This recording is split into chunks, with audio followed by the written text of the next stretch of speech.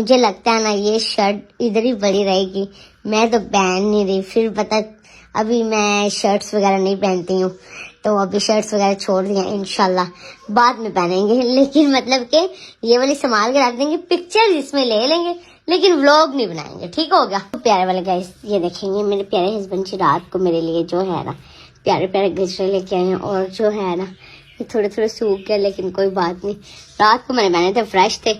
ये जो है ना लास्ट बर्थडे पे लेके आए थे। मैं जो भी मेरे हस्बैंड गजरे लेके आते हैं ना उनको मैं संभाल के रखती हूँ, फिर खुशक करती हूँ, फिर मैं पता क्या करती हूँ, फिर मैं ऐसे वाले इनको फ्रेम करवाऊंगी सारे इकट्ठे करा के। कैसा आप लोग बताएं, आप लोग ऐसा करते हैं या आप लोग ऐसा नहीं करते? ये फूल भी मैंने संभाले हुए हैं, अगर मैं आपको सारे गजरे अपने दिखाऊं ना तो मेरे पास बहुत ज्यादा अलमारी के अंदर भी पड़े हुए हैं, और जो ये फूल भी देते हैं ना वो भी मैं संभाल के प्यार के साथ रखती हूँ। चलो अभी आप इधर ही रुको।